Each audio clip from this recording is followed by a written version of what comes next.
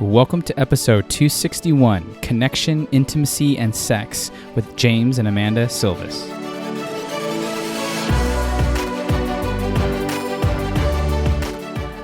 Welcome to the Be That 1% podcast. I'm your host, James Silvas, mindset specialist and performance coach. And here on the show, I'm going to challenge you to think deeper, commit to greatness, and develop a stronger mindset.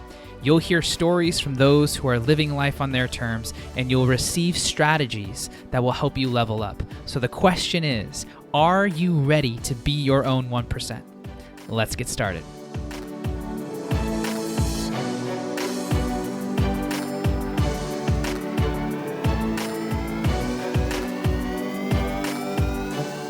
What's up, everybody? Welcome back to the Be That 1% podcast.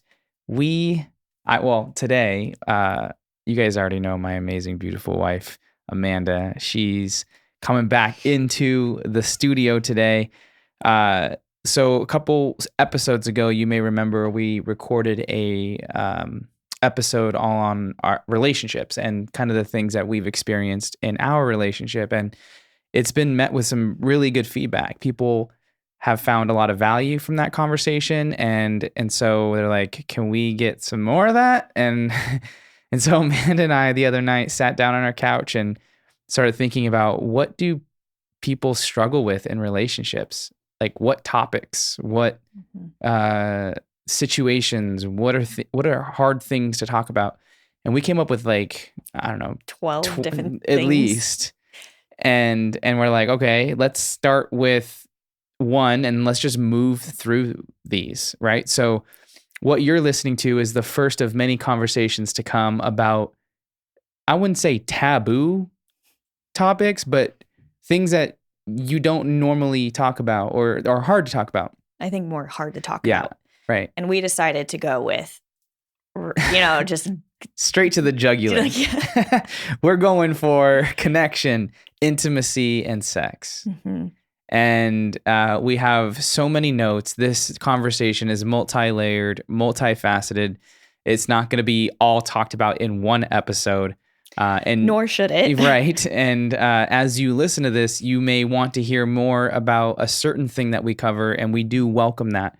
So send us a DM, and we'll be sure to add it to the list of things that we're going to be addressing. But today, I think our intention is really to share and first define what connection, intimacy, and sex are, and then how can you go about talking about this with your partner, with whoever you're in a relationship with, to strengthen these areas or enhance, improve, deepen these very important parts of human nature and of relationships. Yeah. So babe, take it away. Well, and I mean, you and I, if you had listened to that episode a few ones ago, I can't remember what number it's listed as. We just talked about how important communication is for us in our relationship, and that's something that we recommend quite significantly.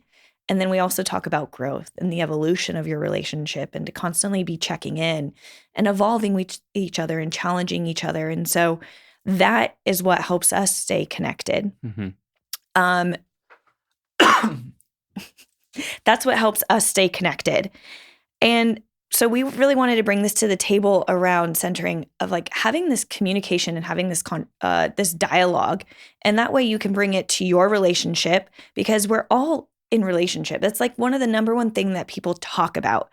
It's insane. People want to talk about their relationship with you. You hear people at the gym or someone on the phone yelling to somebody else who they're with, or just talking to their friend about all of these things. And I'm like, oh my gosh, the more that my ears have perked about relationships in the last few weeks is insane, now that I'm more attuned to it. The same way you buy a car and you start seeing your car everywhere on the freeway. Now I'm my ears are picking up on it. My eyesight's picking up on dynamics and body language and things. So the topic we're about to dive into is so incredibly important for a relationship you may be getting into, something that's brand new, something that's you've been in for a while, or things that are going to mature later on. Mm-hmm.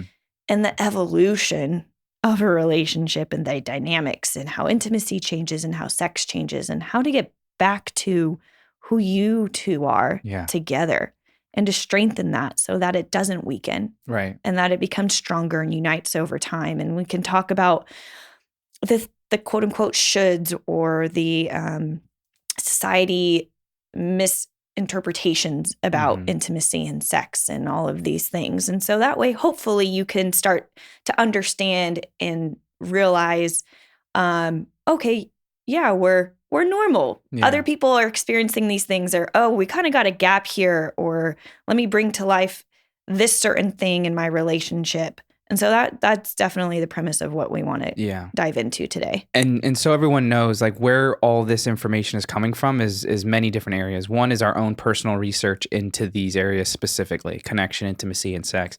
Another part is from my own experience having coached individuals within their relationships and hearing and supporting challenges that they face. And then also our 12-year relationship. Yes. You know, stemming from 21, 22 years old all the way to now. And that in that time, kids, multiple kids, 2 kids now, building a business together. And so just pulling apart all of these layers and threads to find, okay, what's worked, what hasn't, what did work that no longer works. And it really just depends on what season you are in your life. And so listen to what resonates and then, you know, apply what you feel is needed. By no means is everything that we talk about going to be something that resonates with you, but there is going to be a few things, I believe, that are going to help you improve your relationship in all aspects, but especially with these 3 things. So, Absolutely. babe, let's start with like the defining of connection. Yes. Yeah, because these connection, intimacy, and sex go together, but then they have their own separation. And I think it's important to define something before we really dive into it so we have that common ground in that foundation. So connection, as it pertains to 2 people, is the relationship in which a person is linked with someone else. So think about this as like uniting together as one. And the act of connecting and being able to maintain that connection. If we look at the origin of connection or connect, in Latin, it means joining together. So that's why I was saying, like, think of it as joining, uniting. Compart means together. The C-O-N, yeah. Yes. And then the nectar, meaning to tie or bind together, mean like that thing is not coming apart. Mm-hmm. So thinking like when you connect with your partner, you're coming to join as one, like that should be a solid foundation. Mm-hmm. That's not coming loose. Like when you tie something together, the intention to tie or bind something together is so that it does not come apart. Yeah. So that level of connection. So I've got my little notes. So you may be hearing paper coming to and from. And then we've got even deeper on connection is the different types of connection, which I'd love to jump into a little bit too before we go on to intimacy, is emotional connection.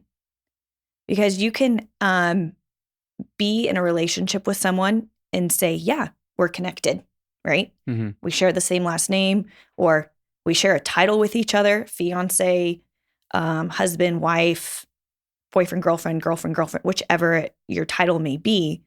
But you may not feel emotionally connected or emotionally supported with that person. Right. So when I say emotional connection, what comes up for you within that? An agreement or some sort of similarity that the other person, that people share together, like, and then an understanding of both parties. Like person A understands B and B understands A. What drives them, who they are, what they care about, their desires.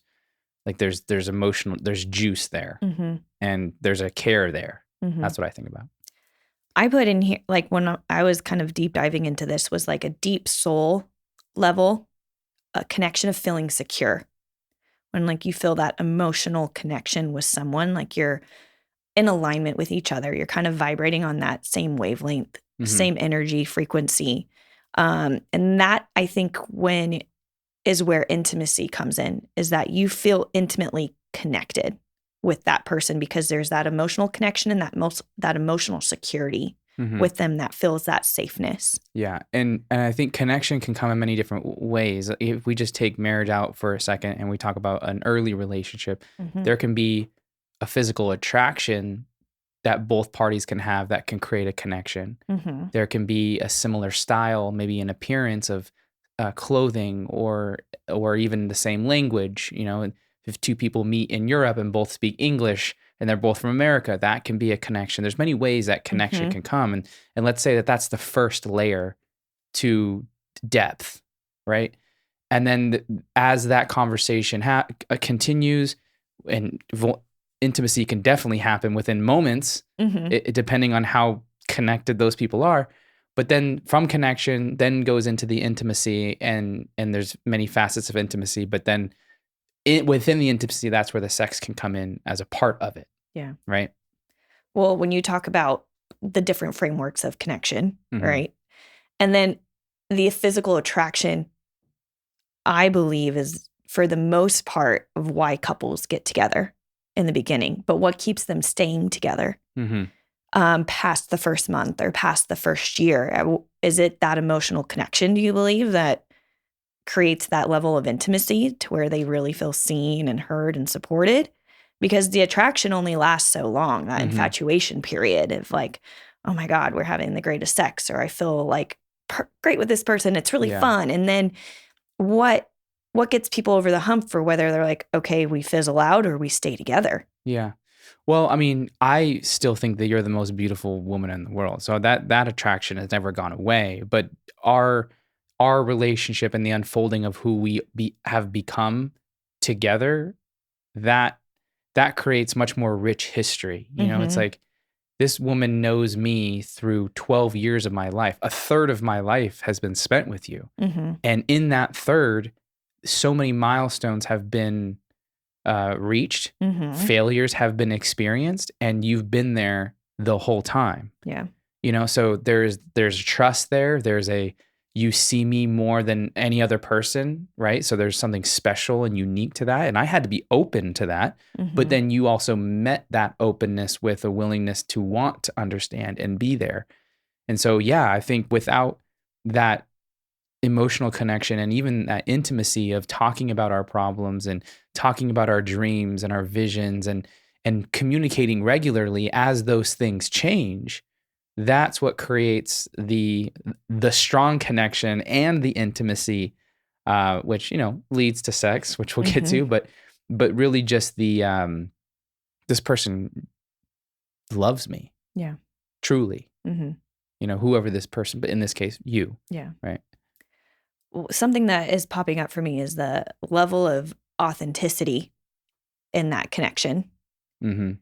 for you to feel like you can be yourself and let down those walls. I mean, you can define that as intimate parts of yourself where you're expressing that vulnerability.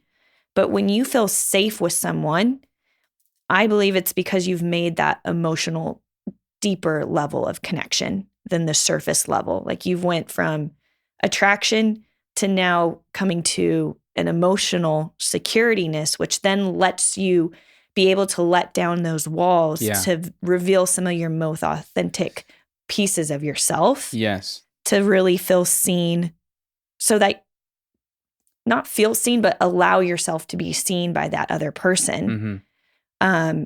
And I think that's what will be able to let that level of real, Mm-hmm. I don't want to say real hardcore intimacy, but like just real vulnerable intimacy through the door. Because I think a lot of people think intimacy is sex, but there's so many levels and frameworks of intimacy. There are. And even before that, like you can't, I don't think you can get to intimacy if you lie. Both parties.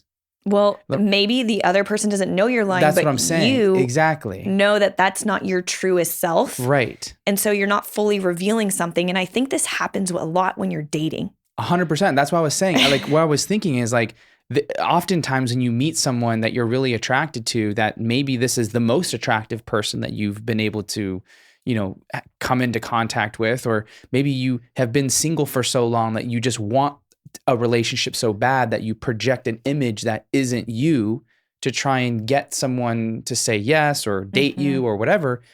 That can be very easy to do. And so in the act of not telling the truth, which is a form of lying, or just blatantly lying, saying that you have a degree, you have money, you lived here when you didn't, like that kind of stuff, Yeah. to build status, then you build a connection on faulty foundation. Yep. Right? And then this is going to just eat you alive, the whole relationship, because you're going to have to keep that up. Mm-hmm. And so one of two things is going to happen. Either it's going to get so heavy that you can't carry it anymore and you're going to end the relationship and it's going to be bad for both parties, or they're going to find out and it's going to be worse. So either way, it ends in destruction. Yeah. And so, but in telling the truth is the courage to be vulnerable. Mm-hmm. And it's really hard, especially if you've been burned in the past, especially if you've been honest and it hasn't been received well, or you want something so bad that you're afraid if you do tell the truth, it won't end the way that you want it to end. And so you don't say anything. Mm-hmm. But then you got to ask yourself, what type of relationship do you want? Because the ones that last are the ones that establish that deep level of intimacy. Mm-hmm. It's both frightening and freeing at the same time, because you no longer have to be someone you're not.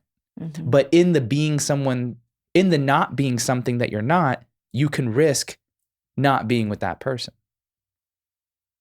It's a hard choice. It is, especially because people are craving intimacy, or they're craving connection in a world that feels very disconnected, especially through social media. And now we're getting into AI and we're getting into dating app. Like there's just so many things to where it's like intangible connection. It's not like you can feel that other person across from you. And so it's very easy to put on a persona or wear a mask to hook that person into dating you for a long time, because you don't want to be by yourself. You don't want to be lonely. So hiding certain aspects of yourself, it's not that maybe you're lying per se, but you're hiding certain things and not revealing them totally, Mm-hmm. or you're going along with what they want when it's really not something that you want, or you lie to yourself and think, if I do this thing, then maybe later down the road, like I can reveal this real part, or if we get over this, then things will get better. Right. But then it's not that level of authenticity that I was talking about earlier, of that like deep-rooted connection that really, really allows those vulnerable parts of yourself to be exposed to create intimacy. Yeah. And maybe that's why people don't stay together, is because that either they feel like they've been lied to, or the other person just hasn't revealed their full selves. And once they're like trapped in a marriage, they feel, let's say, then they're like, oh my gosh, I have to keep this up forever. Mm-hmm. And like that's frightening. Mm-hmm. Me thinking about that right now, if I could never be my full self with you, that would be like suffocating. Yeah, you're always carrying armor. And I don't think that people think long term when they first start dating, of like, what's the intention for this relationship? At least not in your early 20s. Maybe in your later 20s, when you've got your career dialed in, you've put a lot of like your goals, or traveling and stuff is, starting to come in. But then once you're 30s, 40s, you've had kids or you're divorced and now you're on to this next relationship. It's like, get rid of all the BS. Let's connect. But when you're younger, I feel like it's very easy to hide some of those things. Mm-hmm. And some of them you don't know. And you don't realize. And then some people may be doing it consciously. Yeah. Or they look back and they're like, oh shoot, I really didn't reveal that right. part of myself. But in the beginning, we're not really thinking about, well, what is the intention for dating this person right now? Do I want to be wasting time? Because when you're younger, you don't think about wasting time. No. You're in the moment, you're having fun. We'll see where this goes. And so I think when you're younger, it's easier to hide aspects of yourself. And then when you're older, you're like, I don't have this time. Right. I don't want to date someone if like this isn't going to go anywhere. So how can I make sure that this is an emotional connection that is authentic, to where I can create a life with this person? Mm-hmm. Yeah, because the energy and the time that it takes to upkeep a relationship, it's a lot. Is a lot. Mm-hmm. I forget, someone was saying on a podcast I was listening to, I think it was Chris Williamson on the Diary of a CEO podcast. He was saying something like, if you decide to get into a relationship, you have to be willing to sacrifice at least 2 friends. at least close friends, because of the time that it takes to keep that relationship strong. Doesn't mean you can't have those friends. It's just going to mean that it's going to take a hit. You're going to not be as available. You're not going to be able to go out on those trips that you always did, or go out to the bars like maybe you did one time, or, or when they extend invitations, you're not going to be saying yes to all those. And that's the sacrifice. Everything in life has a sacrifice. And one of the sacrifices of many of having a healthy relationship is, one, being honest. That doesn't mean you word vomit on the person the first date, but it also means you don't hide anything either. Yeah. And then also just recognizing, like, this is going to take a lot of time, a lot of effort. I'm going to be triggered a lot. But the point is, if I want a strong relationship, I have to be able to communicate these things. And it's going to be messy. And I might say something that I didn't mean, but that's how you know where the line is. Yeah. Right? And as long as both parties understand that that's the most important piece of, like, an ongoing conversation that never ends, like life. Never. Then you're off to a good start. That doesn't guarantee success, but you're off to a really good start. Yes. And then that kind of like stems into now that level of intimacy. If like you've decided, okay, this is a relationship, the intention is I want to be my full self with this person. And I'm willing to go through not the heartache, but the pain, like the sacrifice of this.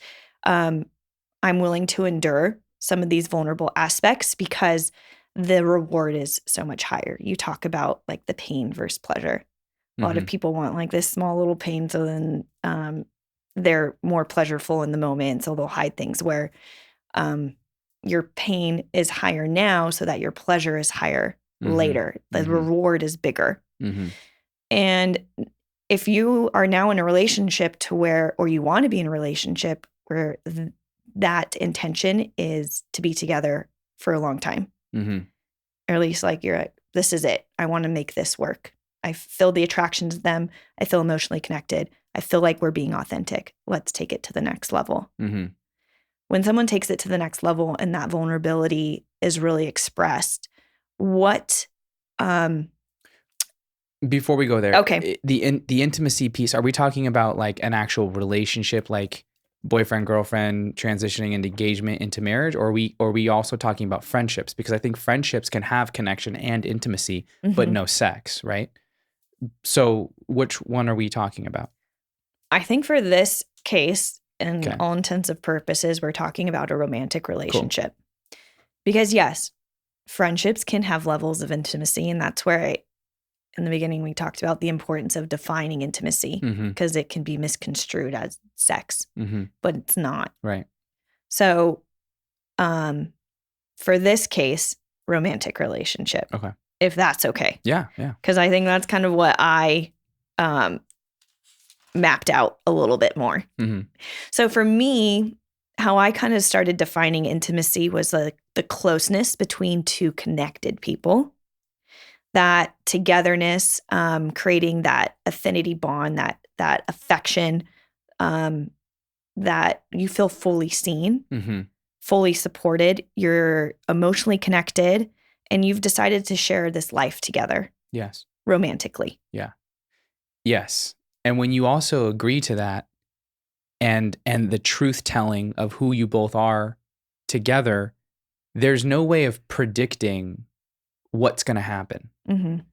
And that's part of the surrender that I think people need to understand when telling the truth, or when being vulnerable and courageous and in an attempt to establish that intimacy, is you're not going to be able to predict it, which I think is why people are so terrified. They're like, I want to know that if I'm vulnerable and I attempt to establish this intimacy, that everything's going to be okay. I can't tell you that for certain. That's part of the leap. But what I do know, and what I have learned, is that when you take that leap, it brings a level of aliveness that nothing else can bring. Yeah. It's where two parties can now co-create something completely new in the moment together. And then whatever gets created will then create the next moment and the next moment. But it's a jump. Yeah. What would you say? I have some things written down myself, but what would you say are some intimate acts? So if we're going to put intimacy into action to create intimacy together, Yeah. what are some things, sex being an obvious one, Sure. or any interaction of sex in general Yeah. is one around physical, right? Mhm. Intimacy. But what are some other acts of intimacy? Well, I guess acts, I'm thinking of like things to talk about. I think sharing your goals and your Mhm. dreams, your fears, your insecurities, um, and expressing your needs, what you're looking for in this relationship, what you want from the other person. That's hard to say for most people. And so I think those are really great places to start. It's like, why are we building this relationship? Mhm. If I don't tell you what I want and you don't tell me what you want, we're both going to assume based on our own realities what the other person wants that they may not want. Mhm. So I want from this relationship, I want to build a business together. I want to live over here. I want to have X amount of kids. I want to that. That's real. That's the first place to start. Mhm. So that there's an agreement that that's the next step to take. Yeah. But until then, it's like we're just shooting in the dark and we may have some sex here and there, but like, where's the direction of the relationship? How do we know if we're succeeding? And sex isn't always intimate, No, nor is it connected. no. That's why it's funny because these three things are interconnected, but they can also be, I don't know what the opposite of interconnected is, disconnected. Yeah. Like, yeah, I someone said this one time, I was like, oh my gosh, that is something that I think I know I've done in the past, but like, just you're basically masturbating with the other person's body. Mm, And I was like, that's how disconnected it can be yeah. if you don't do these things, right? Mhm. And that's just empty. Yeah. Like it feels pleasureful, I guess, but immediately filled with emptiness, which is I think is worse. Well, because the other person, mainly, it tends to be the woman feels like they should Should what? have sex with their Mm. partner because they're in a relationship. And not a lot of people talk about the things No. that we're talking about right now or create the time and space to talk. Like we just talked about in our previous relationship episode, how important it is to be constantly checking in with each other. Mm-hmm. And then you get in this cycle of I should be doing this or I should be Mm-hmm. doing that, or this is just the rite of passage. I need to be doing these things. Oh, okay, it's 2 weeks or it's a month, you Yeah. know. Yeah. I mean, showing them I'm, still giving a little bit, it's so disconnected. Right. Just because you're performing the act of sex doesn't mean that it's connected and intimate together and that you're truly in it together. Right. Like sex done right is vulnerable, is intimate, Mhm. is connected. It's like all of it. Yeah. Yeah. It's all of it, which Mhm. makes it transcend the physical. It's more than just the actual act. It's the emotion behind the act. It's the story behind it. It's the feeling of the connection that makes it bigger than it is. So Mhm. it's like multi-dimensional orgasmic. You're hitting all the Lovely, levels, babe. right? And yeah, I mean, I've definitely felt that Mhm. for sure Yeah. on all levels, and it's fantastic. And Mhm. I only hope that people out there get to experience that. From the research that I have dove into and the different sex therapists and experts around sex is that the majority of women have never had an orgasm before. Hmm.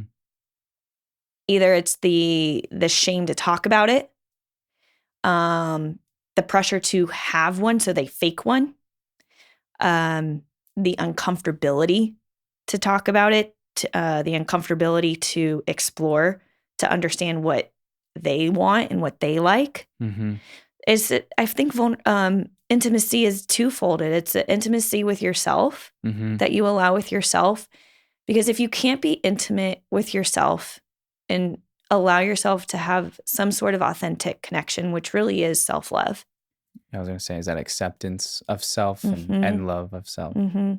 Then how can you truly be intimate with your partner? True. I mean, And if you're not, then you're going to expect the other person, you're going to expect more from the other person than you should. to overcompensate these Exactly. issues. And I think there's like major red flags in a relationship when there's lack of trust, Mm-hmm. you know, when there's constant asking of, how am I looking? How am I this? Like just overly checking in. Mm-hmm. I think those are pretty big red flags when someone's insecure about themselves, is they become like overly dependent on you for a lot of different things. Mm-hmm. And then it almost feels like they don't trust you. Mm-hmm. It's just like And that can be a turnoff. And then you don't have sex. And then it's like, well, you don't like me. And it's like, no, I just don't want to keep telling you things that I've already told you 1,000, So, yeah. yeah.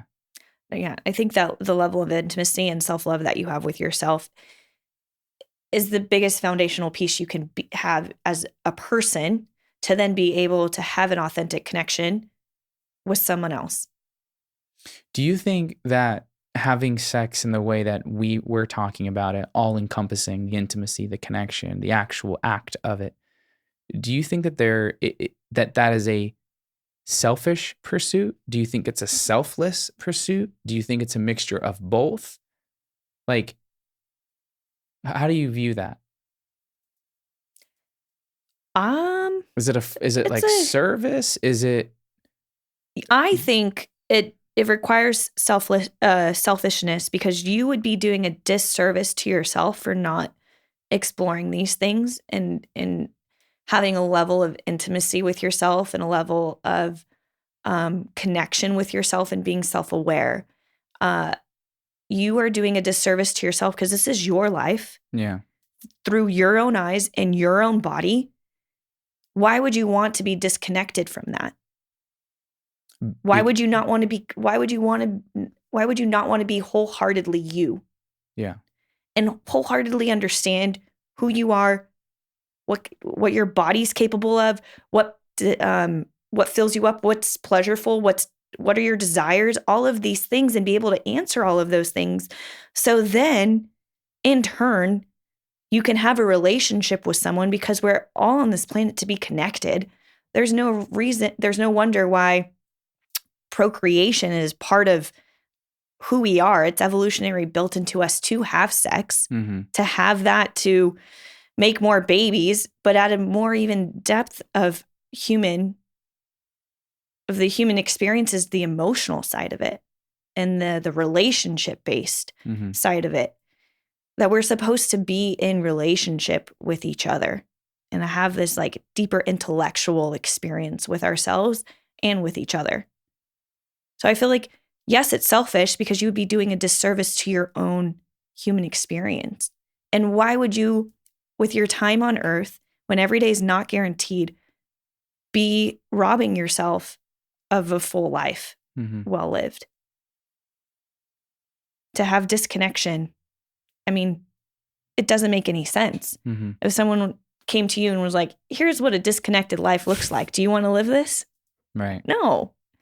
So I think you have to have that selfishness first, and to take that time for you instead of hopping from one relationship to another. Even if you're in a relationship, go take a little self trip. It could be 24 hours. It could be 48 hours. It could be a week, whatever, to get connected to you and maybe just rejuvenate, do some inner work, take some time to yourself. Then you can reset and come back to your relationship and your partner and just be like, okay, I really want to be intentional about this. Yeah. And here's some foundational pieces that I think will really help us grow and evolve. We may need to talk about how people can have that conversation before they leave. I know. And we've had this each ourselves. It's so important to go on your own self-discovery journey and to be your own person before you can be in a relationship with someone else. That's right. And even before you become a parent. That's another layer, right? I mean, of course, a lot of times kids come into a relationship before someone's ready, because there are times where people didn't anticipate to be a parent, and now it's kind of thrusted upon them, and everyone's doing the best they can with what they've got. Yeah. But it's like, now that you're starting to understand some of this about yourself, because people that listen to your podcast are growth oriented, are self-aware, have those values of like, okay, I want to learn so I can implement these things to my life. So that at that, is, I would say, selfish. Yes. Yeah. So that you can better yourself and Mhm. further yourself. And that way your relationships with other people are a betterment because of that. Okay. So let's get back to the sex. What's important for people to know? So one of the things that you said is that women may not have had an orgasm in their young adult life, maybe even to mid adult life, because they've either faked it or pretended or whatever. Why is that, from what you've understood? And we could talk about that, but then also like the different types of sexual desires that people have, or sexual, what's the right word? Like styles, I guess, that people are, that we learned the other day that we had attached to what we already know. Like, talk about that a little bit. So I will use like the analogy, kind of like money. A lot of people know that we have money stories and how you were raised and how your parents talked about money. You may have taken on some things consciously and subconsciously, and now you have your own beliefs about money, your own stories about money, and then you bring that into your own life and into your own relationship, and as you grow older and all of these things, until you take the time to kind of debunk some of those myths and are consciously aware of it and are making steps to change it. It's the same way that people have stories about sex, of what sex needs to be, should be, for women, how you need to appear in society, whether they've seen certain things like in a movie. I mean, think about what Disney portrays as like this wholesome princess goes off with her knight in shining armor. And then we're off looking for that in the real world and trying to be that picturesque thing, right? And so I think that's a lot of foundational pieces as to why some women can experience deep pleasure and orgasm and some can't. And some are very shameful to even look at themselves naked, look at, and we'll go there, even be able to see their vagina. Most women have never even seen what it looks like. For men at a very young age, we've got boys. Oakley pulls at, he's 6 months old pulling at his pee-pee. And James is like, hey, buddy. And like, that's how early it starts. And we don't shame it. We're like, yeah, Aiden, that's your pee-pee. This is what, what it does. And only mommy and daddy can help you, doctors, but don't let anybody else, and they see it. For men, it's much easier to see. For women, it's not. And so because you don't see it very much and maybe you don't explore it, there becomes a lot of mystery behind it that you yourself don't know or understand. And in your own household, is sex taboo to talk about? Is it awkward? Is it something that like is there that we never discuss? Like in my household growing up, I mean, I've talked about this in different events and workshops, like very openly, about how my parents taught me about sex by leaving a book on my bed. When I was like in 8th grade, I came home. I think maybe, I'm not sure what was going on in my environment at the time that cued them that they need to have the sex talk. Maybe it's just levels of puberty and I was having boyfriends. But good cue. Yeah, right. Your dad's like, you got to get on this. Well, here's the funny part is I came home to this book on my bed that said like growing up and asking about sex. And then I'm like, okay, I open it up and like, there's certain parts that are stapled. The parts I have this book to this day. And when I was applying for grad school, because I'm going on the journey to become a licensed therapist to help people with the exact things that we're talking about right now, I went and dove into that book to see where all the unstapled chapters, where the previously stapled chapters were, and they were about the male reproductive body, which is the most, for women at that age, you're not wondering about yourself. Yeah, you've got all these hormones and things are happening, but you're more wondering about the opposite sex, So those were stapled. Pregnancy, intercourse was stapled. It was more, and then also rape was stapled, which I found like very interesting, of like how to know when something is appropriate and not, and like what to do after and all of those things. It was more about the anatomy of the woman that was not stapled. And of course, I spent more time on unstapling all of. Sure. And to this day, my parents and I have never had a conversation about that. Like I would cringe inside my body to have a conversation with my dad about sex. My sister and I have 2 younger sisters. I'm the oldest. I'm 33. My middle sister just turned 30. And then I have a youngest sister who is 20. She'll be 20 next month. We've got quite the age gap. And my sister who's 30, Amy and I were just like, we used each other to talk about like, oh my God, I wish mom and dad would have told us this or told us that.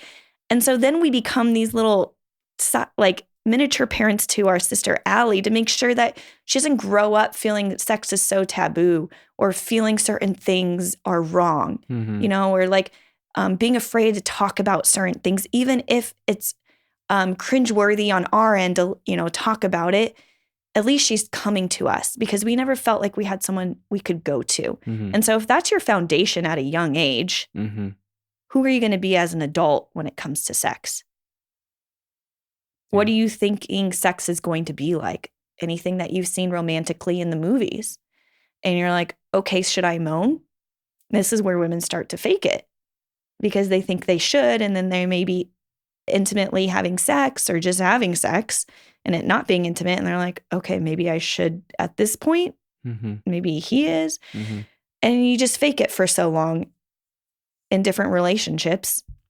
And if you have different partners through the course before you meet your husband or wife, which most people do, then you're experiencing different people's bodies. And that can be challenging to know. And maybe once you've kind of figured it out, then that person's gone. Now you have to go on this other loop of discovery. Yeah. And you've never really taken the time to discover yourself because of the shame. And we haven't even, I mean, it wasn't until recently that we've understood our own bodies in our relationship sexually. Well, we've been married for almost 7 years. Yeah. Been together for 12. And I want to say around the time we were engaged or like right around married is where we really started to talk about sex. Mm-hmm. Because now we're like kind of over this certain hump. And mind you, I don't think we weren't engaged until like 5 years into our relationship too. But still it was so young. We were in our 20s. Mm-hmm. You know, and those things, I'm sure your parents weren't teaching you need to sit down with your partner and talk about sex and talk about these things and what you guys like. My mom just talked about protection. Exactly. And like, be safe, you know, but not like the inner workings. And maybe for girls, they might have a friendship to where they can talk about some things, but they're not maybe talking about everything. Mm-hmm. And for men, I think having sex is more of like when you're younger, like, oh, high five. But for girls, you're hiding it. Yeah. I would say even now, I think men look at it as like a status thing. Mm-hmm. This is how many girls I've slept with, how many girls I've had sex with. And it's like a pride thing. Performance thing, pride thing. Mm-hmm. And for girls, it's like, or women, it's something that we kind of keep to ourselves for the most part. Unless you have established some very wholehearted, connected relationships with other people, men or women, that you feel are in your corner and that you can be vulnerable and they know like your whole depths with. Yeah. But then, and I have that with some of my girlfriends, but there's parts of our relationship that I want to keep for just us. Mm-hmm. Yeah, there's parts that I'll share, and we'll talk about, but there's parts of it that I just keep for just us. And I think that's important too. Absolutely. So going back to the sex styles, you said that there were spontaneous. I didn't say that. Well, you didn't say, but I think that was one of the things that we were going to talk about. The spontaneous types and is it the responsive types? Is that what the other one is? Desire. Yes. Responsive. Well, the podcast you sent me, do you remember the doctor he was interviewing? I don't remember her name, but I can think find it right here. You should look it up so that we can give some context, especially if people want to look up her book, because she has written like 15 different books on sex education. She's not a sex therapist, but she considers herself a sex educator. Mm-hmm. And she was talking about Tracy Cox. Okay, Tracy Cox. She's British. Yeah. She's great to listen to. I don't know why I love listening to people that are British. But she was saying that there's two different styles of sexual desire, I guess. Especially after you've reached a year in a relationship. Because in the beginning, you've got a lot of attraction. Honeymoon phase. Honeymoon phase. Intimacy really isn't that big of an issue. Right. You're having until sex everywhere. yes. 3 times a day. Here, there, doesn't matter. Yes. They're just there, right? So then spontaneous, I guess, is 2/3 of men mhm, have identified with what she calls spontaneous desire. which means They can be kind of turned on at any moment in time, whenever, ready to go. All of Yeah. a sudden, your husband walks in really horny and like grabs your butt, and you're just like, oh, okay, where did that come from? It didn't need to come from anywhere. Just all of a sudden was created from within him. Yeah, that's me. 2/3 of men are spontaneous. Yes. Where 2/3 of women are what we call, or what she calls responsive desire, or stimulated, responsive stimulated, where just as the word is, it's response. Like, so your body is responding to something external from you that then creates that desire within to want to have sex or be intimate with someone. You need to be prompted. Yes, you need to be prompted.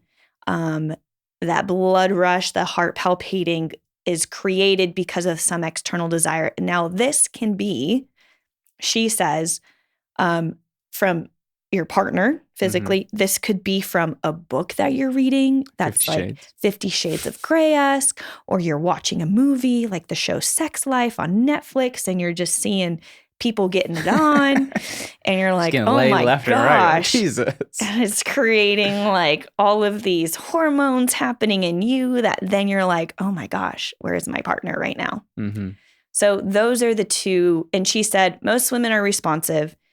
However, most men are going to be spontaneous. And then there's obviously 1/3 of men that are responsive, and and then a lot of women can be a combination of the two. Yeah. And then she also said that 20% of 20% of the time, 80% of the time, women do not orgasm through penetration. Yes. And that it would be beneficial to the relationship if that was more known, so that both can enjoy that experience. Whereas men are just like one directional. We're just like, get the climax, orgasm, we're good. But women are kind of like left in the dark a lot of the times. Yes, we are. Unless you have a partner, and now we're talking to the male-female partner dynamic. And she was very open about saying like gay couples don't necessarily experience this because they have the same they understand the workings of their body more. And so she doesn't see these sexual intimacy issues as much, orgasm issues as much on same-sex couples as she sees people missing the mark where it's male and female. So when we talk about this, it's because there's more disconnection there than there is with same sex. But she definitely was talking about like how 80% of the time women may not experience an orgasm because here we go into it all of it all, right? Men don't necessarily understand the woman anatomy as well as they may think they do, because maybe they've been growing up with women faking it for them, and they think they're the shit, or watching porn when they're not. And it's a freaking theater performance, right? Or they see some crazy shit and they think they can act out in the bedroom, and the woman's like, what is this? That's not how we do it. And then on the flip side, women see that too and think like, I need to be this when they don't want to be that. And it creates so much disconnect and connection intimately that no wonder we're experiencing a lack of sex and intimacy so much. I mean, to play, there's your phone and so many virtual reality experiences and TV and other facets to have that release, so to speak, than to be actually physically intimate with your partner. And sexlessness is on the rise. I need to find the stats, and I'm drawing a blank on what they are now, but sexlessness now is defined by once a month, having sex once a month in your relationship, or 10 times a year. Sexlessness? Yes.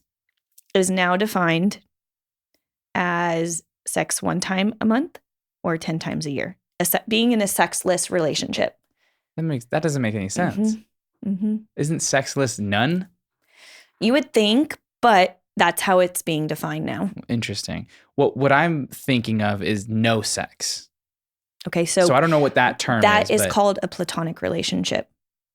Okay. So that means you are emotionally connected with someone, and a lot of people can be in platonic relationships and then may even to the next degree give their partner the okay to have sex on the side with other people as long as they don't want, whatever. They can create their own relationships. But you see this a lot happen in older couples where the physical intimacy isn't there anymore. The sex isn't there anymore, but they still desire to stay together. They have created like this fondness and friendship and deep-rooted vulnerability and trust and have emotional connection, and they still want to be together, but the sex part isn't there. And we were talking about this last night. If like you don't use it, you lose it. It's very true about sex. The longer you go without it, the less you desire for it. So you have to be very careful because a lot of times relationships, it's like little by little by little, things kind of get pushed off to the side and the back burner. And before you know it, you haven't had sex in whatever is a long time for you. And your relationship feels so disconnected. And you're like, how did we get here? Yeah. It's because like you just kept putting these on the back burner. Talking about it. And then before you know it, your partner's unsatisfied and has cheated or looked elsewhere. And now they want a separation altogether because their physical needs aren't being met. Yeah. Another thing that Tracy Cox said was like, if you're in a relationship, you got to realize a few things. One, there's like an obligation to satisfy your partner, like a commitment there sexually and in other ways. And obviously that should be reciprocated. But then also like if you don't do that, don't expect them to stay around. Like she said in the episode, she's like, if my husband were to tell me that I would never cheat on him, I would take that as an insult. It's like, so what? So no matter how bad you treat me, I'm just not going to do that. Like, that's just not human nature. And not to say that we're condoning any of that, but it's just like needs need to be met. But in order for them to be met, they need to be discussed. Yeah. And if they're going to be discussed, there's going to be a certain level of discomfort that you're just going to have to deal with. You have to talk about sex. Yeah. With your partner.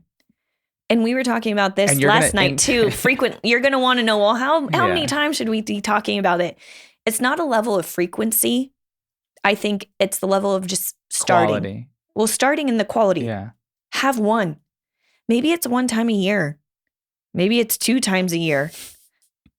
But the first time is going to be freaking awkward and hard and might feel giggly to talk about and be super, super transparent and very, very hard. But that's why creating a level of vulnerability and trust within your partner. Yeah. If you have that level of intimacy, talking about anything is going to be so much easier. True. And go first. Share about yourself first or your experience first, and then ask them about theirs. Yeah. And how can we make this better together? And be mindful of judging the other person's answers, or else they're going to retreat, withdraw, and then you got to like start the whole process over again. That could take months. And you might need to give it some time because maybe they've never spent the time to think about this or what you've just asked them themselves. Right. Like, hey, babe, what is it that you like? I don't know. I just put it in there.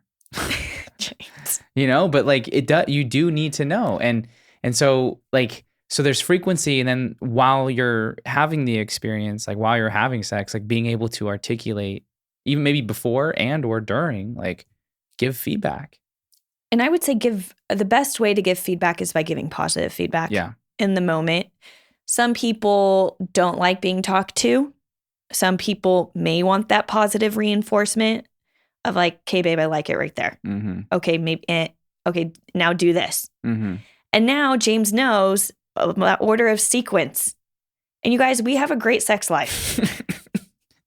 Right. I mean, we wouldn't be talking about this if we didn't, but and I think we need to debunk that in order to have a great sex life, you have to have sex all the time. Yeah. It's going to be different and evolve. Yeah. The frequency that we had in the beginning is not the frequency we've had after 2 kids. Definitely not.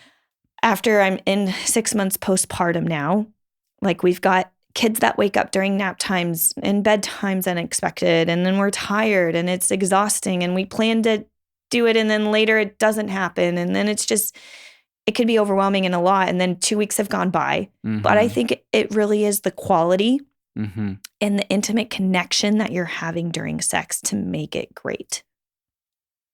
It doesn't need to be every day, 5 days a week, 4 days a week, whatever it may be. I think we need to get that number out the window. Yeah. And go down to more of like, are you present with one another? Well, I've felt that. I used to believe and think that there was a number, and I was like, the more the better, and when it wasn't that, then I would get in my head and think like, why isn't it that? And then I would never voice this to you. And so then I would become bitter and resentful, like why doesn't she want it as much as I do? And it just created a whole unnecessary dialogue. And I noticed that when I vocalize that, because I'm usually bring up the sex conversation in our relationship, Amanda's helped me understand, like, well, what is it that you're wanting? And then once we started learning each other's styles more so than we already had just innately and organically, then I realized that it was more about the quality than it was about the quantity, especially all the other things that we have going on in our life, like kids, like a business, like the traveling schedule that I go on. Like there's a lot dynamics there. Yeah. But I wanted to speak to that, like the holding it in part, because men, speaking about men, we cannot vocalize those things and then just expect the other person to know, like, well, you should just know that we should do it more. It's like, well, I think that's everyone. Okay. Withholding what it is that you're truly feeling. Yeah. Because you don't want to rock the boat. You don't want to upset your other partner. You don't want them to think that you're not happy because you might partially be pretty content in your relationship. You don't want to make them feel bad. I think it goes both ways. Yeah. And then sometimes when you don't speak up or say anything, then the other person doesn't know and they don't know that anything is a problem. Yeah. Or the person who's not speaking up distances themselves, and then the other person feels the distance but doesn't know why there is distance. So then that person could also distance themselves too. And you just get further and further apart. You feel it energetically start shifting. Yeah. I've been guilty of that. And then why would you want to have sex? Right. So you're like creating what you don't want by not talking about it. It's insane. And it kind of comes back to the loop of like, some women in their mind, don't totally enjoy sex because it's the penetration part that is not as enjoyable. Because most women orgasm through their clitoris, which is a little bit on the outside, but kind of goes in a wishbone down their legs a little bit. It's I believe 10 centimeters long, where most men thinks it's like this little bitty circle on the outside that they need to, I don't know, mess with. But it's so much deeper than that. And if you deeply care about your partner, it's something that you'll want to explore more with them too. But I think a lot of men think that it's just the penetration part. And the older that women get, a lot more things come into play, like pregnancy, having kids, postpartum recovery. The older you get, you don't lubricate as much too. And then for men, there's you don't get as hard either. So there's a lot of things that happen when you're aging. You're constantly having to like relearn your body and like figure out what works. Because that's another form of vulnerability. It really is. And it takes so much work to be vulnerable with your partner. And that's why I was saying, like, you really need to be able to be vulnerable with yourself and take the time to know yourself. So then you can express what it is that you need. You both need to be able to do this separately to be able to bring that to your relationship, to have that deep-rooted foundation, which is why I think our relationship works so well, is because we both take the time to really understand ourselves And we both care about each other so much that we want to be able to please and have a passionate relationship in general, that I want to be able to explore you and what you need. And I want you to be able to explore me and what I need. Mm-hmm. And that there shouldn't be shame attached to it. And it is a conscious debunking of shame almost every time. Like around the time James and I were engaged, like we had like a really deep conversation because of like certain styles or certain sex positions I wasn't willing to explore because I felt like they were slutty.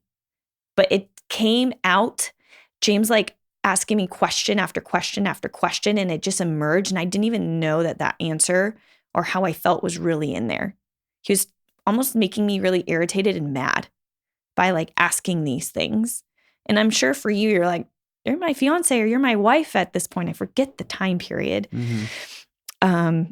Couples that have been together for a long time will understand this. I forget the time period, but I'm sure that you're like, well, we're in this together forever. Like, why are you so ashamed of this? Or why are you? Yeah, I was like, I love your body. I want to like experience it all. I want you to have that too. I want you to surrender. I want you to feel comfortable. I want you to like just open. Yeah. You know, and somewhere deep in there had some definition of being a slut. If you strayed anything outside of what I don't even know what you call it, like your typical missionary style or just vanilla, I guess you could say. Looking back at it, it's just probably from the way I was raised. Yeah, you were stapling those positions. It was the way I was raised. You just don't talk about it much, and you see stuff and they're like, no, that's a bad girl. Mm-hmm. You don't do that. Mm-hmm. And so how many of us have been ingrained back, deep-rooted in there like, no. You don't talk about that because you're a good girl. Right. I think we're all, for men in our society, it's like be a strong man. And for women in our society, it's be a good girl. So there's some like deep-rooted norms there that then play into so many aspects of your life and in so many aspects of your sex life too. Yeah. That's why I say when you're like, what's the problem here? I'm like, it's sex stories. The same way you have money stories. Well, that just comes back to self-awareness and taking the time to understand how you are the way that you are and scheduling time to go through those things so that when conversations like this come up, you can explain to some degree where you're coming from. And that'll open up new doors because the other person who hears that and if they care about you will begin asking questions, which will then force you to think about it in a different way. And then boom, there comes a piece of wisdom. You're like, oh my gosh, that makes so much sense. And once that's out, you're so much lighter. Mm-hmm. Even if you're in a heated argument, like probably weeks ago, we were in a heated debate. Like we high-fived each other afterwards because we were like, that was a very good, mature adult discussion. It was definitely probably one of our most heated debates. And it's not like we were yelling, but we were like firm back and forth and like, but this and this. Well, but you think about that. And like, it was probably like 30 minutes. Mm-hmm. And we were both engaged. We were both back and forth. And afterwards, we were like, wow, thank you. And then we had sex after that. Which if you were to take those two things apart and say, you're going to have a heated debate where you're not going to agree on something, and then you're going to have sex, like those things, in my eyes, don't really go together. But because it was so real, and because the love was... But it wasn't hate sex.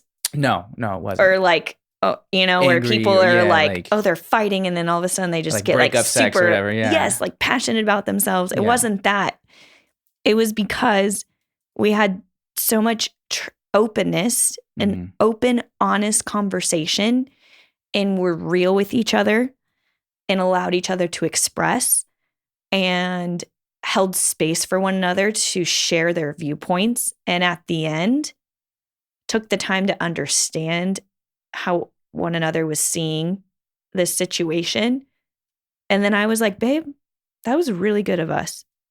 Good job. Like we had a really healthy debate there. And like we high-fived, literally high-fived.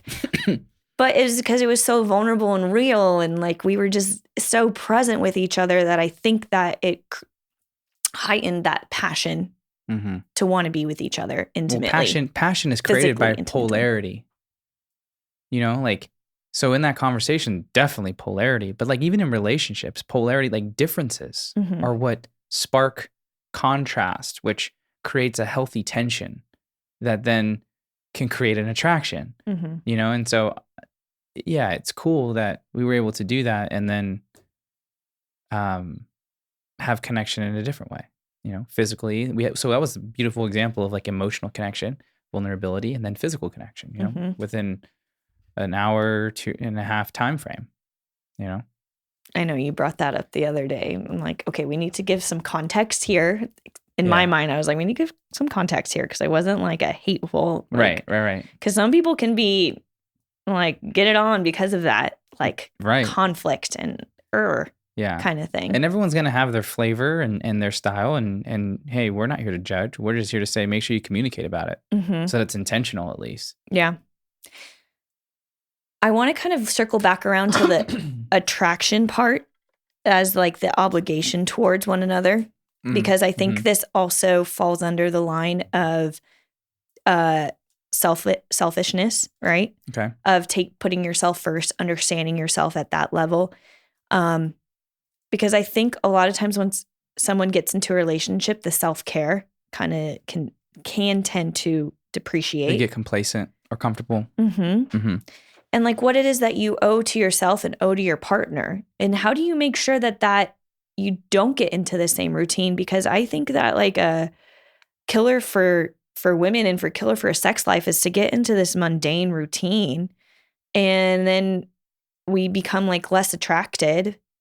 And especially if we're responsive, then we're not going to be responsive to any stimuli that you're putting off. You know what I mean? So it's like the same. Yeah. So how do we make sure that we're staying attractive to our partner, or staying, whether it is physically or emotionally, how do we make sure that we're showing up to where our partner is still desiring us? Well, what comes up for me is like how the appearance of your body and your health, right? Like if you stop going to the gym and you had, you know, a defined physique early on in the relationship, and now it's just been overtaken by fat or flab or whatever, like that's not going to really improve, in my opinion, your sex life. You know, it's like, I think there needs to be an understanding of what each other's preferences are and take that into consideration. You know, it's not a way of forcing you to be a certain way, because ultimately you do have a choice, but also understand that there's certain things that turn someone on, right? And for in our relationship, just going to speak about our relationship, like I know that there is a certain type of body style that you find attractive on me. And for the most part of our relationship, I haven't strayed too far from that. More so recently, I have gained a little bit more weight because of the kids, and freaking like lifestyle has been crazy. But I've recognized that. I've vocalized that. You've also vocalized that.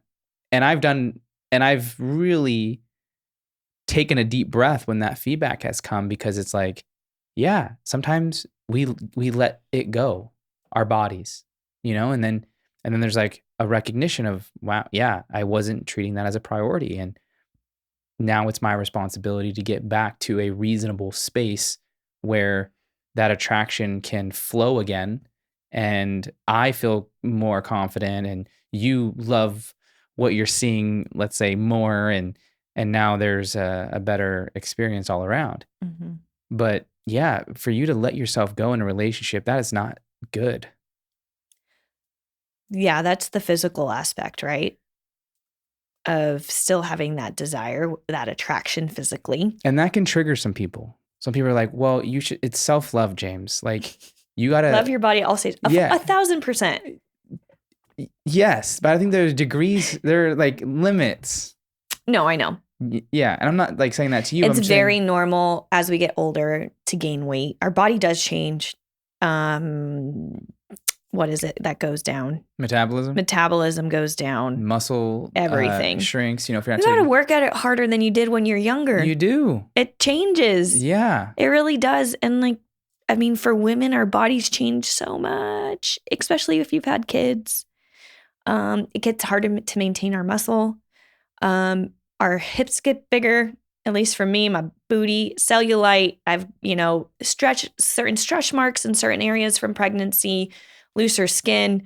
I mean, the appearance, I haven't done anything to crazy alter my body or appearance or anything.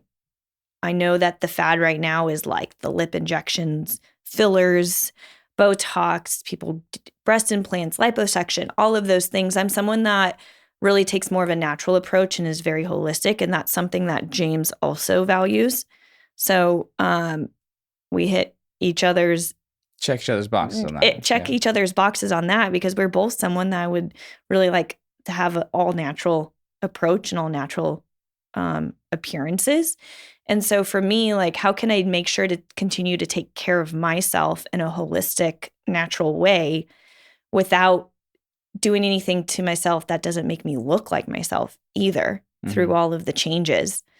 That's something that's really mindful. And then, I mean, through my stages of pregnancy, I've been pregnant twice now.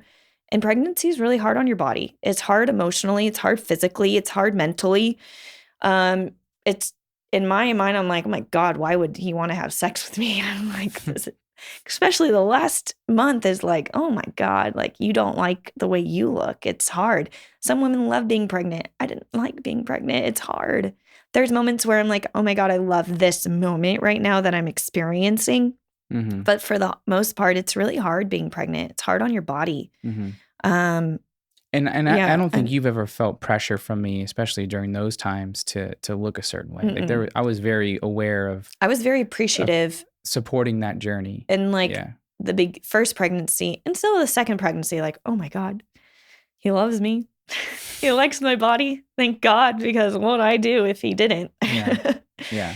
But I think you see me growing our child, your child, and there's appreciation that comes into that. Absolutely.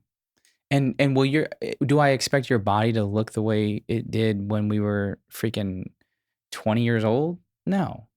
But women do in their minds, and they put so much intense pressure on that.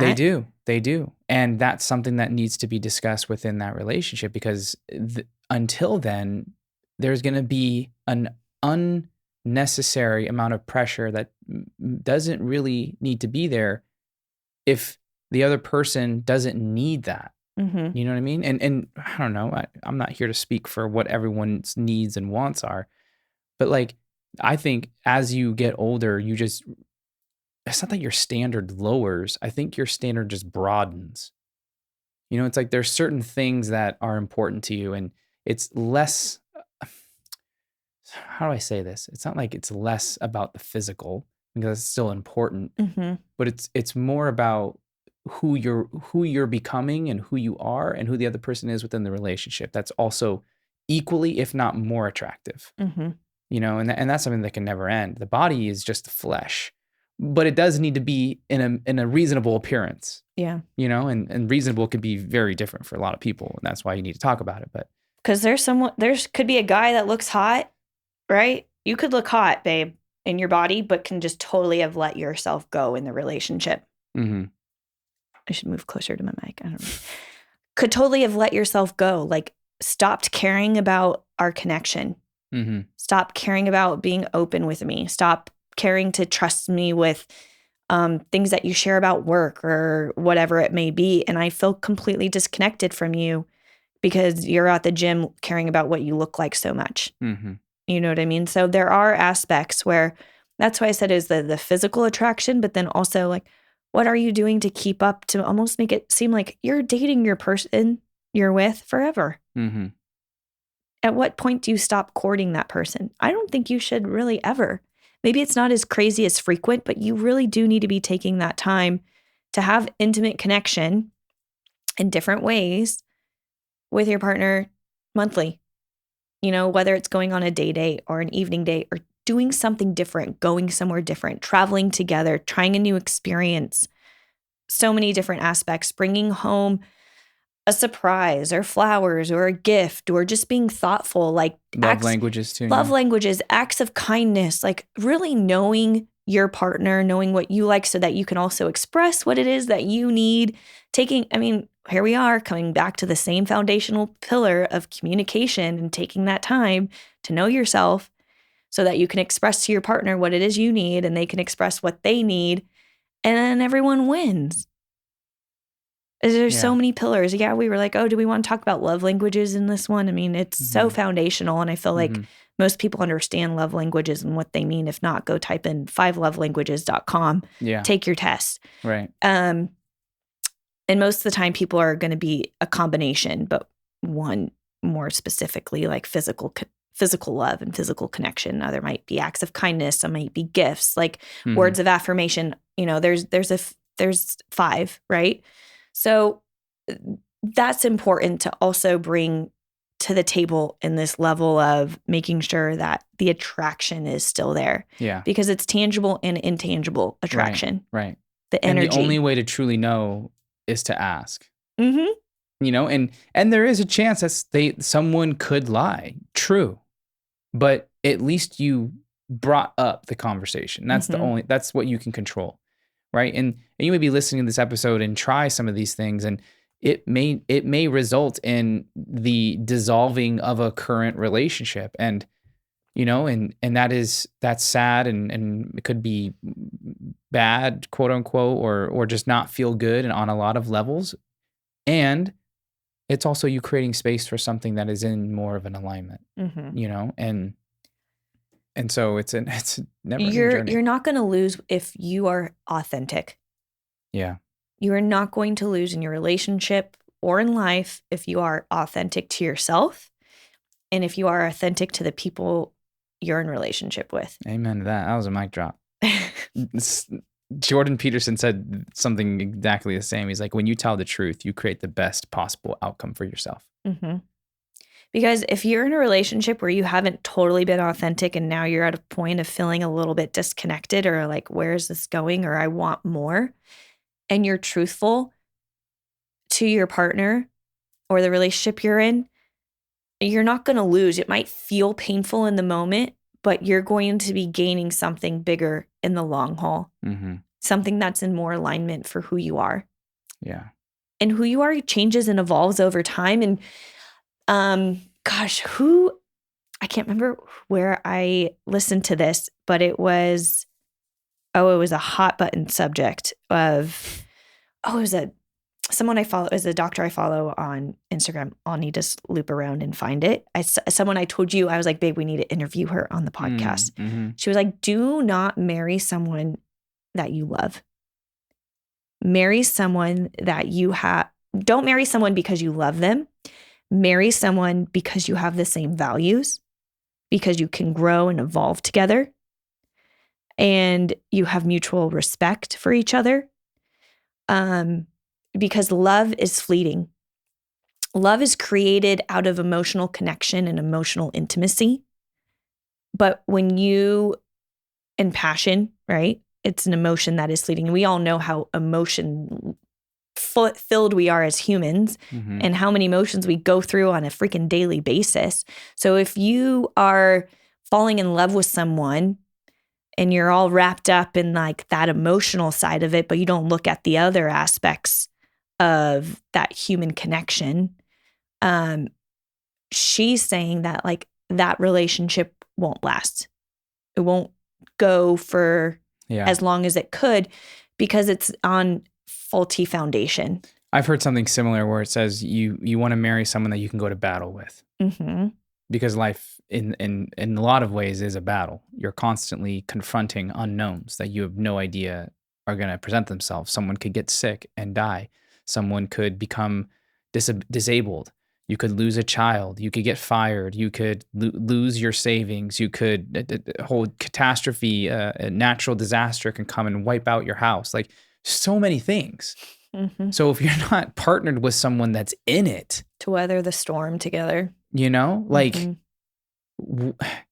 There's a reason why relationships are the number one predictor of happiness. It's because life is painful by nature. Pain, uncertainty at every corner. So to have one, hopefully one, ideally multiple friends or people in your corner that are there for you, ride or dies, you're winning. Yeah. Because if you don't have that and you have all the money, doesn't mean anything. If you're sick, there's no one to take care of you, doesn't mean anything. If you have something good happen to you and there's no one to celebrate with, what good is it? Yeah. So relationships are the cornerstone of health, of happiness, of fulfillment, of a life worth living. And time, energy should be spent cultivating those types of relationships. And the only way to do that is to be honest, authentic, and true to you and voice that. That in itself is a mic drop. I mean, it's true. It's what we've been living, you know? And I've only seen that have more positive outcomes. The friends that I know that have been recently divorced, because I mean, we're still very young. It's because they've put things on the back burner and didn't address it, and it became a snowball effect later on, like something bigger. Or there were pieces that were hidden from them, or that they hid from themselves or hid from their partner that came up after the fact, and being like, oh my gosh, there's no way I can get out of this unless I just end this now. And so it does come back to that level of authenticity. Yeah. And trust and truth. And that's why it's like so important to build that foundation of those rooted values.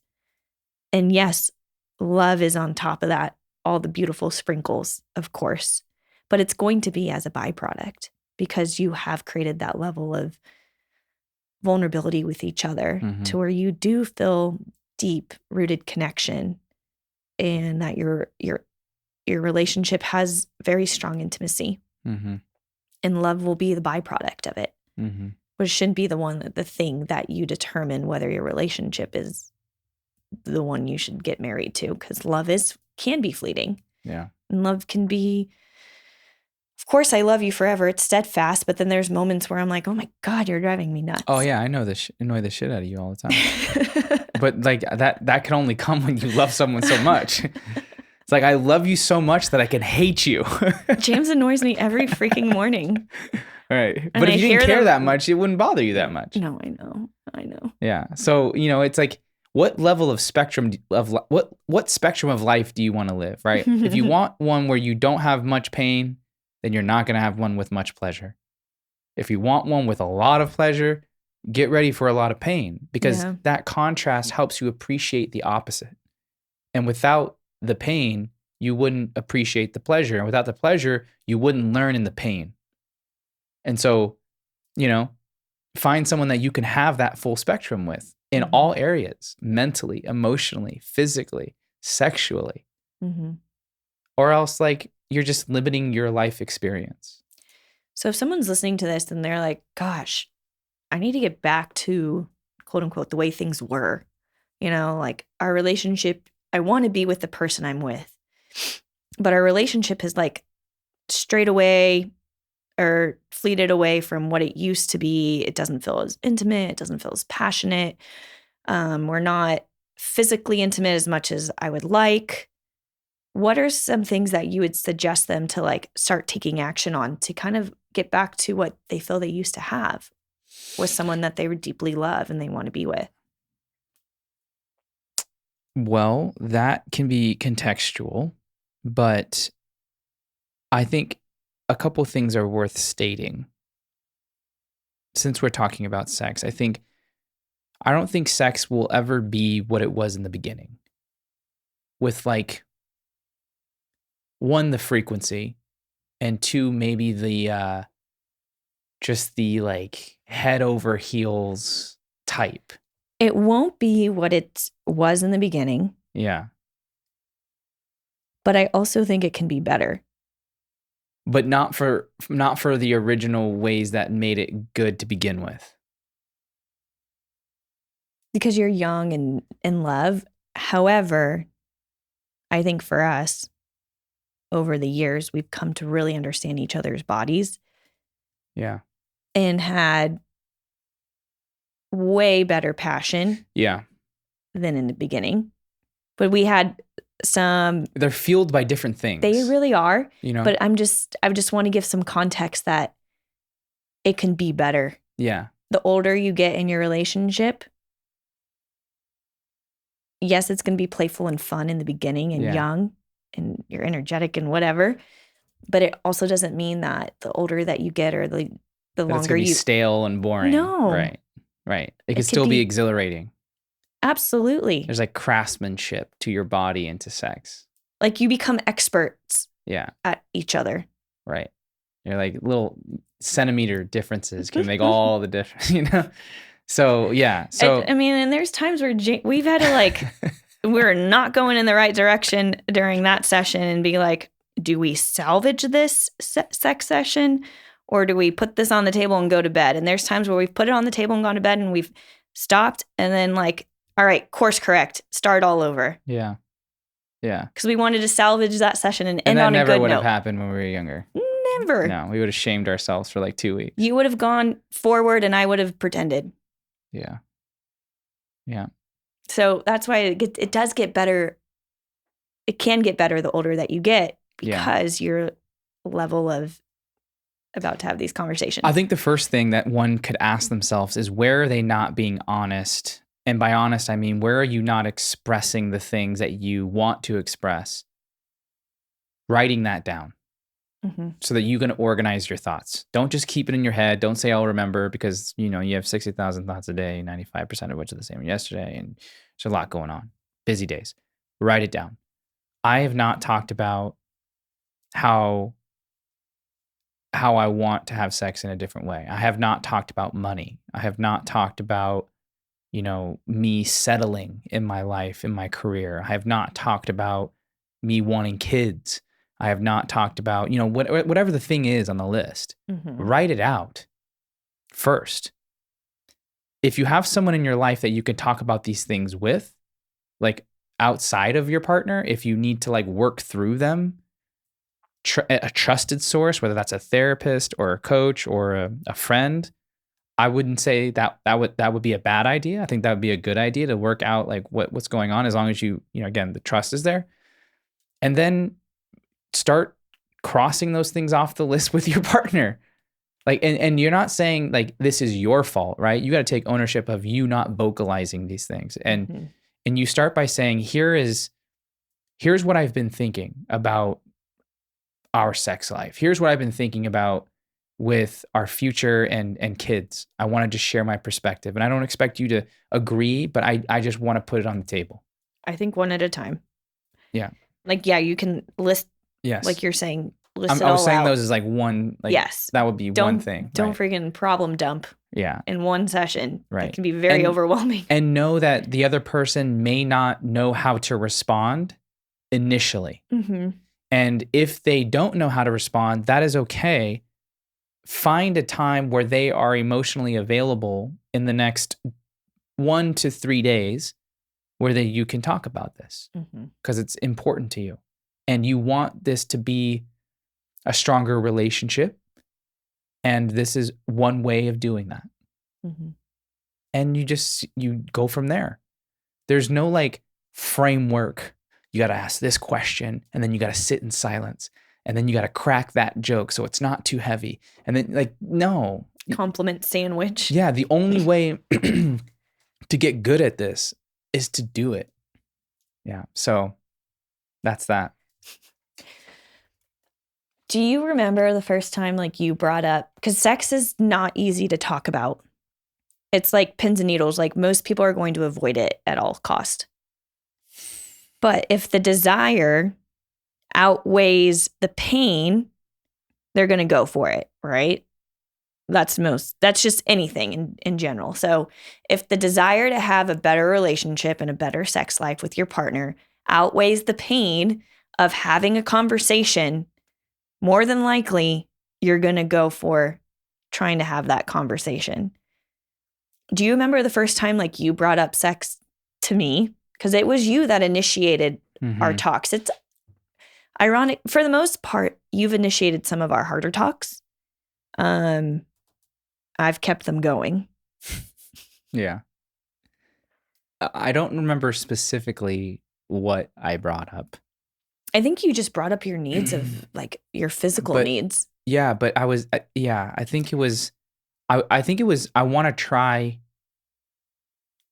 Honestly, I believe you expressed to me, when is it appropriate to ask for sex? Because I've been needing it.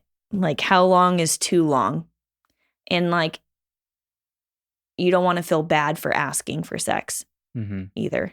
I think those were the first dynamics of us talking about sex. That sounds right. And then which led into the frequency thing, which then led into the different position thing, and then the like release from your end, and then I think that's the order of how it went. But I was in a position where I was like, I want to have it, but I don't sense that you don't want it as bad as I do, or you don't want it as frequent.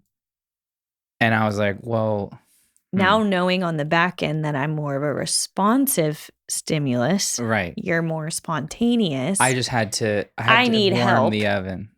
Oh yes, I tell James all the time. I'm an oven, babe. You got to preheat. I'm extra preheat. I got to chop the veg. I got to get the saute of the garlic and the butter all day long. Especially now after kids and all of the things like, need help. Yeah. Need help. And then there's also other times where I've like responded stimulus to like having seen something or read something and been like, all right, let's go. And I initiate, which you love. Yeah. But then it's hard because I love when you initiate. Right. So it's like at what point, because I think the more masculine person in the relationship doesn't want to always have to initiate. It's nice when it is your partner that doesn't typically is not the initiator, does initiate and catches you off guard every and once sometimes in a while. If someone's always initiating, it's like, I don't know if I'm like forcing this to happen, or if like sometimes when the other person initiates, it's a signal that the other person wants it just as bad as you do.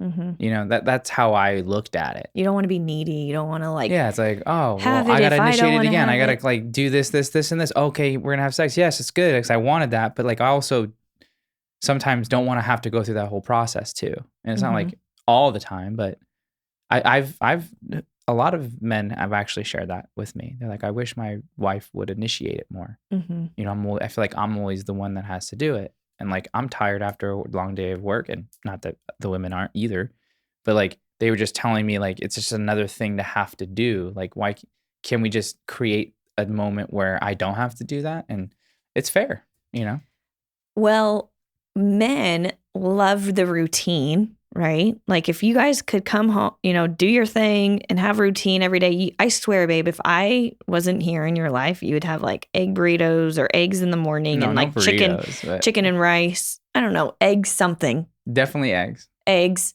And then egg tacos. I don't know. Chicken and rice. Steak. And be fine. Yeah. All day long. Where I need like different meals and things like that, where men like have the same sex, like let's say routinely 4 times a week, where women need the variety and things like that. So how can we co-create together till we've got a routine of variety? And like, what is it that, speaking from like more of like the male perspective and population, hard to term that exactly, what would you like to see more from us to like create that routineness, but also variety to where you're not always having to initiate things? How can we also initiate? Like, what would be something that would be nice? Well, is it coming into the office and being like, get upstairs? Is it like right when you walk through the door, jumping on you? Is it like planning a spontaneous date night? Those things would be great. But I think, What could be people one have simple different thing? people have different schedules and they have different flows, right? Like I'm thinking of if I worked at an office and you sent a text to me and said, "I'm ready for you when I get home or when you get home or something," and like then my whole drive, I'm like getting excited and I'm like thinking about all these things. And as soon as I get to the door, it's like boom, it's on. Assuming that there's maybe no kids and your life's much more simple, right? Um, at night, when a man is like unsure if you're gonna have sex or not, cues. Like body language is huge. I feel like you don't totally go for it because my body language is off. Well, yeah, because you look tired, and the last thing I want to like force you to do is exert X amount of energy to have a In sex my session. defense, my natural state now is tired. Right, which doesn't help the case. Right? So it's like I don't want to have to put another thing on your list because I know all the things that you do.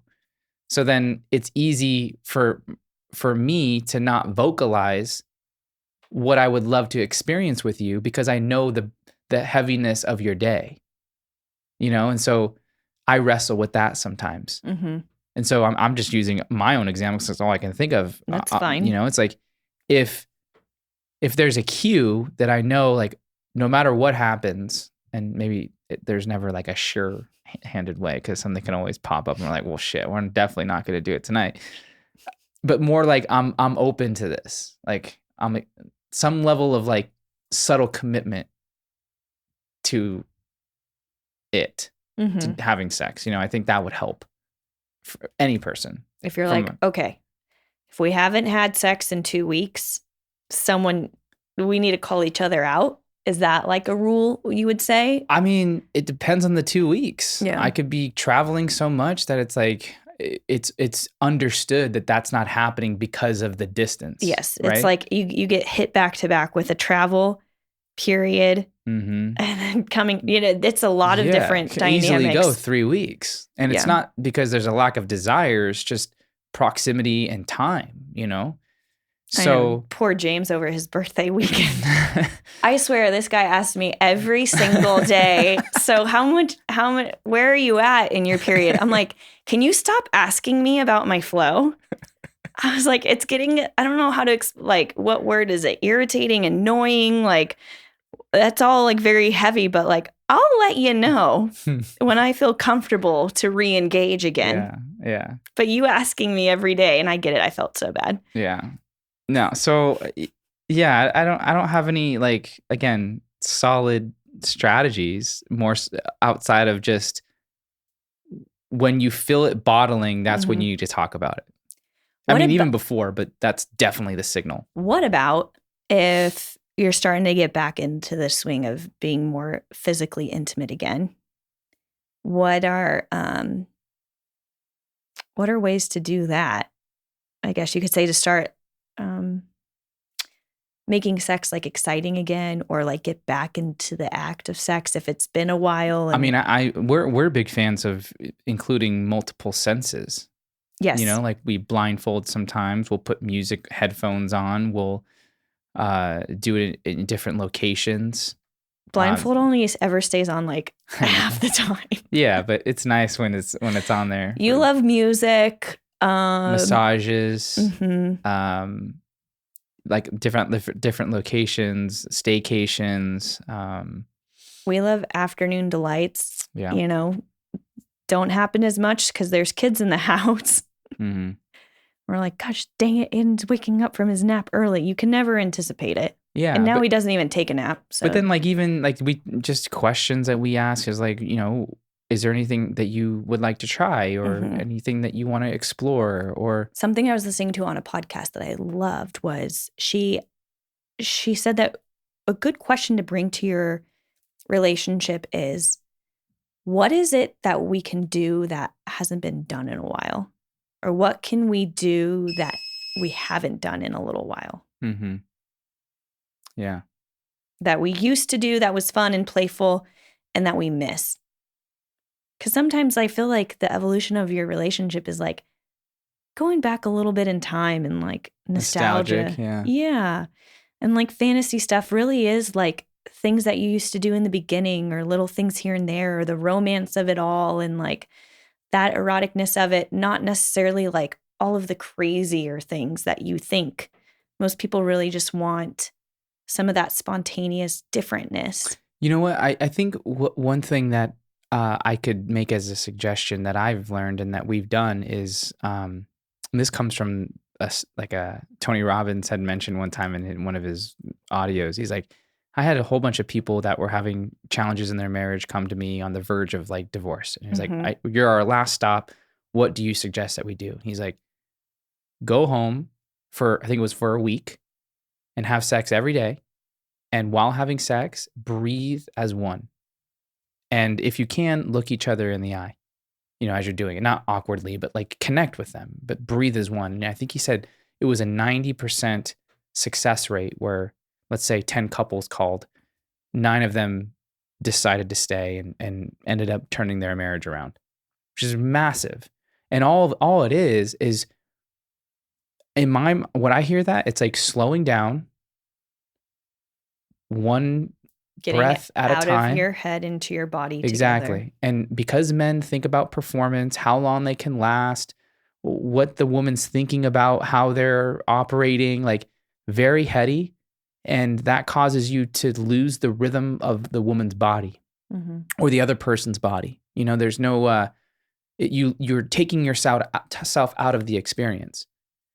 It isn't until you get back into the body through the breath that you connect to the other person. And then you kind of intuitively have this dance that makes the experience so much more rich.